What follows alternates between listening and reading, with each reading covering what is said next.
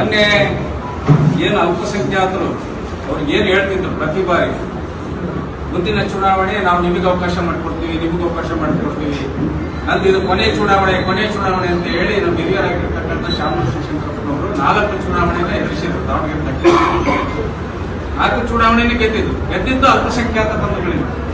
ಅಲ್ಪಸಂಖ್ಯಾತ ಬಂಧುಗಳು ಇವತ್ತು ಟಿಕೆಟ್ ಕೇಳಿದ್ಕೆ ಅವರಲ್ಲೇ ಒಡತನ್ನ ಉಂಟು ಮಾಡಿ ಅವ್ರು ಹೊಡೆದಾಡಬೇಕು. ಇವತ್ತು ಆ ರೀತಿ ಒಂದು ವಾತಾವರಣ ಸೃಷ್ಟಿ ಮಾಡಿ ಇವತ್ತು ಹರಾಜ್ನೆಗೆ ಬಿಫಾರಂನ ತಗೊಂಬಂದಾರ.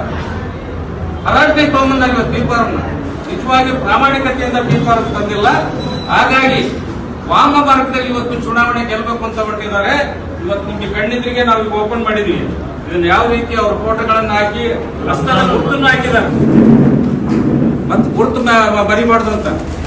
ಅದರಿಂದ ಇವತ್ತು ವಾಮ ಮಾರ್ಗದಲ್ಲಿ ಏನ್ ಗೆಲ್ಲದಕ್ಕೆ ಹೊರಟಿದ್ದಾರೆ, ಇದು ಚುನಾವಣಾ ನೀತಿ ಅಕ್ರಮ ಅಂತಕ್ಕಂಥದ್ದು ಯಾವುದೋ ಸ್ಪಷ್ಟ ನಿರ್ದೇಶನ. ಇದಕ್ಕೆ ಪ್ರತಿ ಬಾರಿ ಮಲ್ಲಿಕಾರ್ಜುನ ಹೇಳ್ತಿದ್ರು, ಗೆಲ್ತಕ್ಕಂಥವ್ರಿಗೆ ಅವಕಾಶ ಕೊಡ್ರಿ, ಗೆಲ್ತಕ್ಕಂಥವ್ರು 4 ಬಾರಿ ಚುನಾವಣೆ ಸೋತಿದ್ವಿ, ಮತ್ತೆ ಅವ್ರು ಗೆಲ್ತಾರಂತ ಕೊಟ್ಟಿದ್ರು. ಯಾಕೆ ಸೋತಪ್ಪ ನೀನು?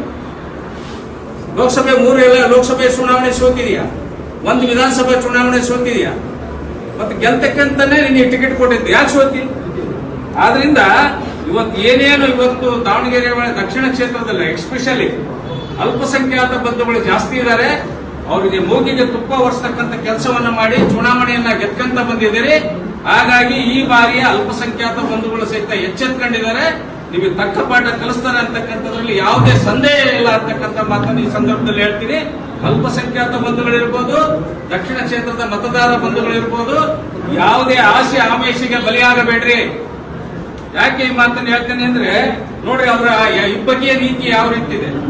ಮೊನ್ನೆ ಯುಗಾದಿ ಹಬ್ಬನೂ ಇದೆ, ರಂಜಾನ್ ಹಬ್ಬನೂ ಇದೆ. ಮುಸ್ಲಿಮರಿಗೆ ಮಾತ್ರ ಇದನ್ನ ಅವಕಾಶ ಕೊಟ್ಟ. ಯಾಕೆ ಹಿಂದೂಗಳ ಬಡವರಿಲ್ವಾ? ವೋಟ್ ಹಾಕಿಲ್ವಾ ಅವರು?